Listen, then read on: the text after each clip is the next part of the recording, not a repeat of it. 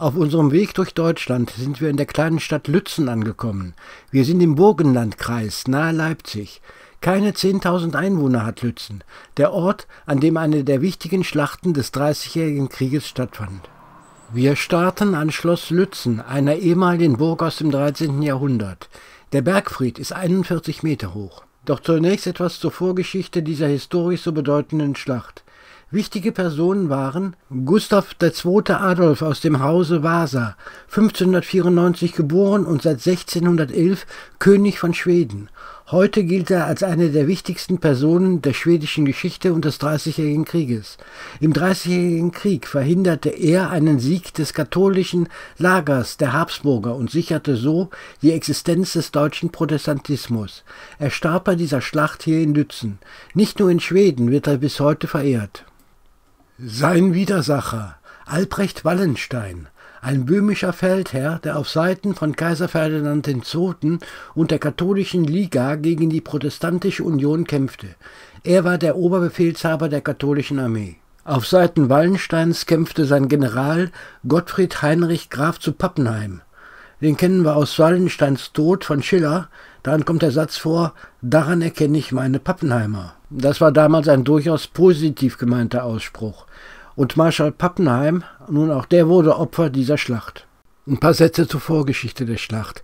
Wallensteins Armee, die schien unschlagbar, bis der schwedische König Gustav Adolf in Usedom landete und von dort Norddeutschland für die Protestanten eroberte. In Nürnberg trafen Gustav Adolfs Armee und die von Wallenstein aufeinander. Es gab eine Schlacht. Danach zogen die Schweden ins Winterlager Richtung Schwaben.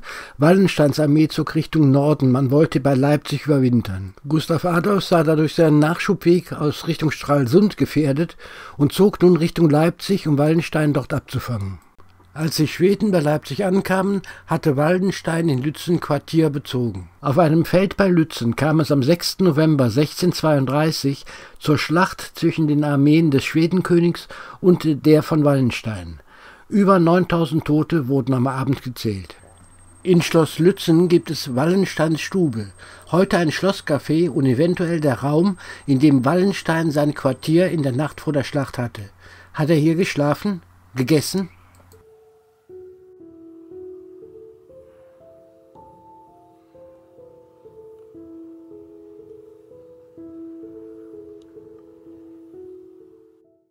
Wo Wallenstein bestimmt war, ist hier oben auf dem Bergfried. Von hier konnte er nämlich am Vorabend oder am Morgen das Schlachtfeld überblicken.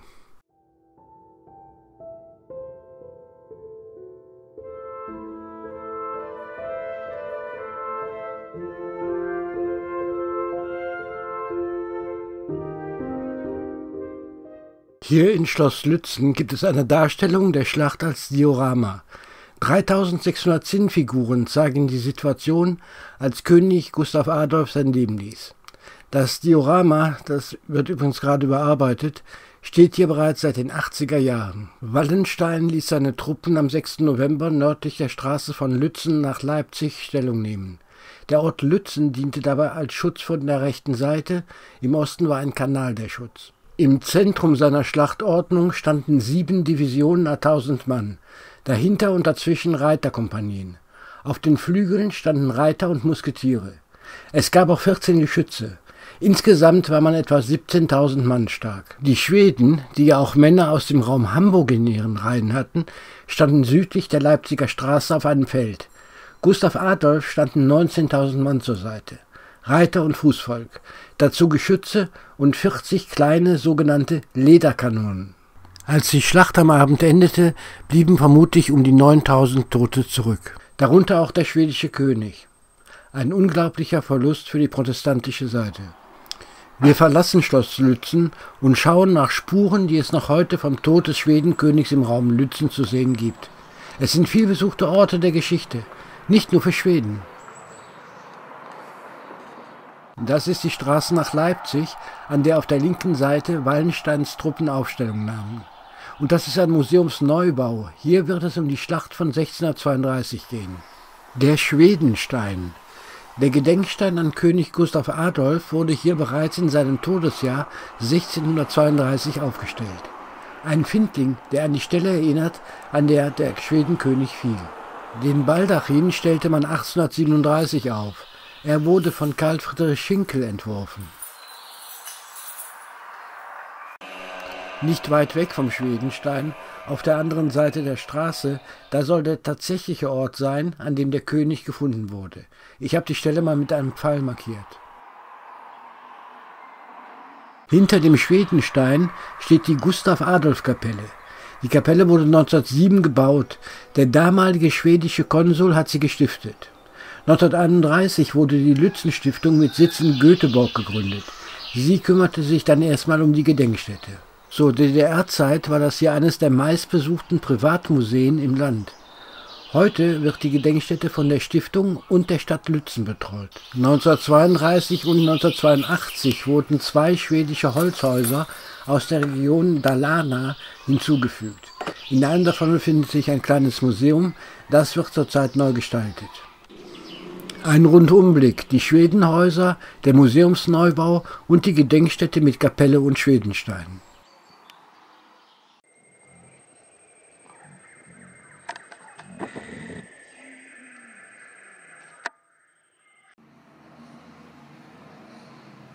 Und so sieht es im Innern der Kapelle aus. Schaut euch mal die Holzdecke an. Für die Decke wurde kein einziger Holznagel benutzt.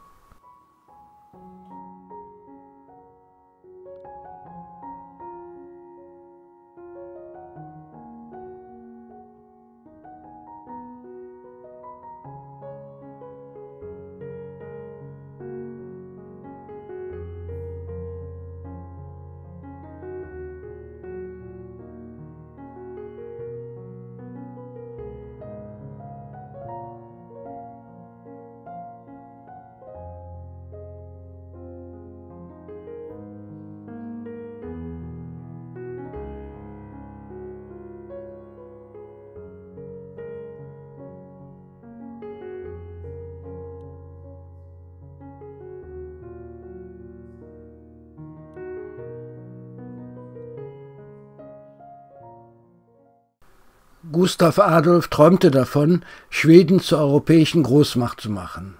Er verstand etwas von Politik. So ist es ihm gelungen, seine eigenen schwedischen Interessen mit denen des Protestantismus zu verknüpfen. Er wurde nach seiner Landung auf Usedom sogar als Retter abgelehnt. Aber geschickte Politik gegenüber Brandenburg und Sachsen sicherte ihm dann deren Unterstützung. Im Dreißigjährigen Krieg wurden viele Interessen ausgetragen. Viele Länder waren beteiligt, nicht nur Schweden, auch Frankreich, Spanien, Österreich.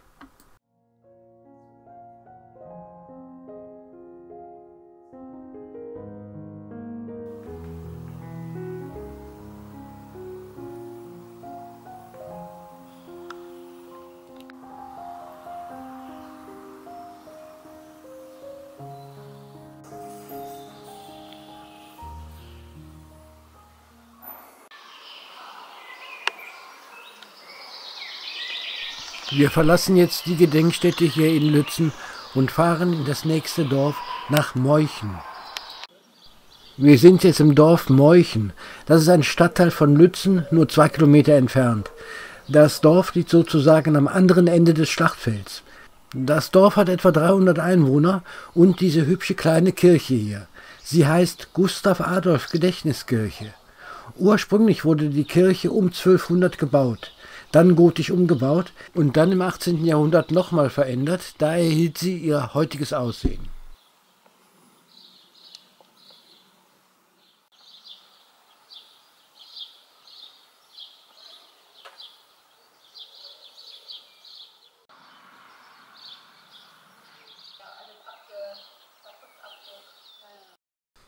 Das Innere der Kirche.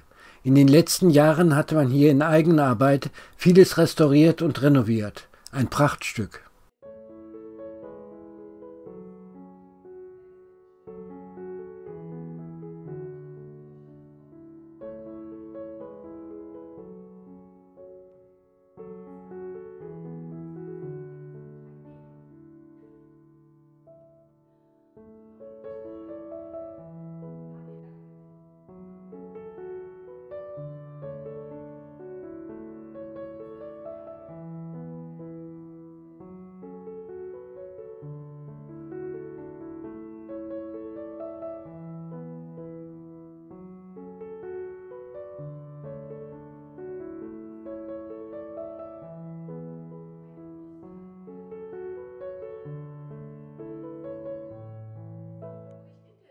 Ein Glasfenster zur Erinnerung an den König.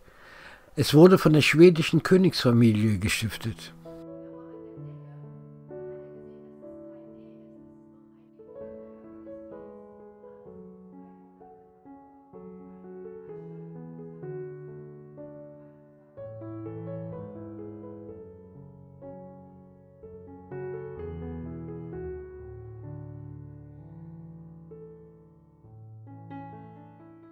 Das Bronzerelief hier am Altar zeigt Gustav Adolf. Hinter dem Altar steht eine Besonderheit. Nachdem man auf dem Schlachtfeld in Lützen die Leiche Gustav Adolfs gefunden hatte, brachte man den toten König hierher, in die Kirche von Meuchen. Er sollte nach Weißenfeld überführt werden, doch vorher hat man hier seinen blutverschmierten Körper gereinigt. Auf diesem Holz soll er gelegen haben, eine Tür vielleicht. Noch Ende des 19. Jahrhunderts soll hier im Fußboden eine Eichenholzurne mit einem Brett und einem schwedischen Wappen drauf gelegen haben. Das abgewaschene Blut des Königs war wohl in der Urne drin. Hier also war der König 1632 aufgebahrt worden, wenn auch nur für eine Nacht. Hier findet übrigens in jedem Jahr am 6. November eine kleine Gedenkveranstaltung für den toten König und die Gefallenen der Schlacht statt. Also ich bin froh, mir diese hübsche kleine Kirche angeschaut zu haben. Hat mir richtig gut gefallen.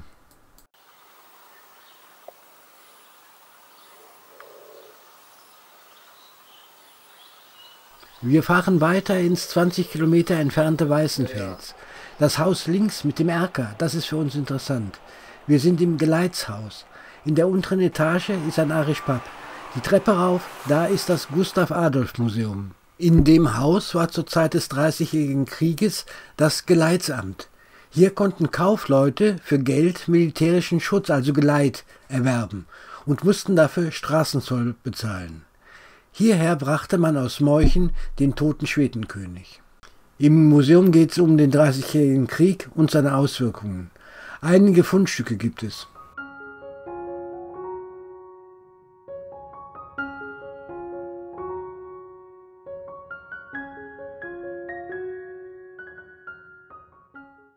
Und dieses Diorama, das sind über 10.000 Zinnsoldaten. Gezeigt wird die Schlacht von Lützen.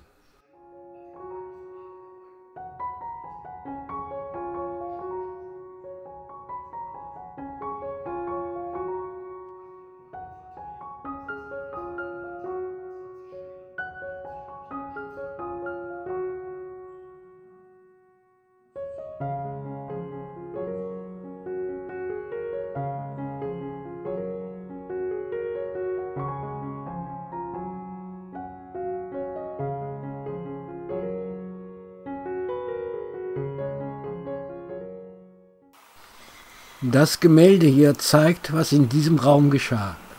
Der Apotheker Kasparus König präparierte und balsamierte den König, damit man ihn nach Schweden überführen und dort bestatten konnte. Das ist das Erkerzimmer, das wir von der Straße aus gesehen haben. Hier stand der Tisch, auf dem der König lag. Übrigens 2 Tage bevor der König hierher gebracht wurde, hatte in diesem Zimmer Reitergeneral Pappenheim übernachtet. Er ist ebenfalls in Lützen gefallen. Hier der rote Pfeil zeigt, wo wir gerade sind, im Erkerzimmer.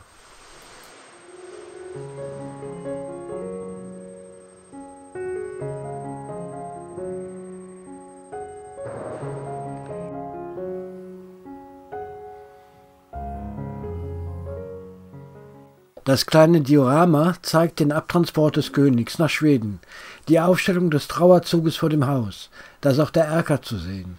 Der Trauerzug machte viele Stopps auf seinem Weg. Es war bereits das Jahr 1633, als er in Schweden ankam. Im Juli fand dann die Beerdigung statt.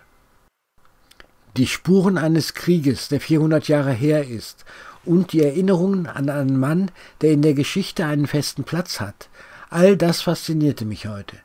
Aber man wird bei solch einer Reise auch an die Sinnlosigkeit von Krieg und das Leid, das er auslöst, erinnert.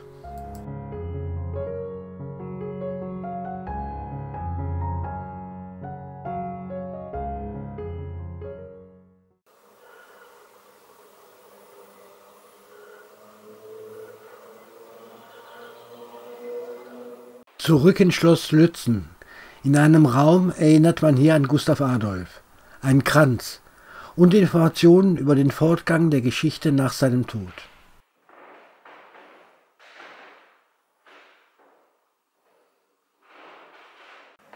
Jetzt noch ein Blick hoch zum Himmel aus diesem vielleicht kleinsten Burginnenhof in Deutschland. Und zum Abschluss ein Blick aus dem Fenster des Burgturms.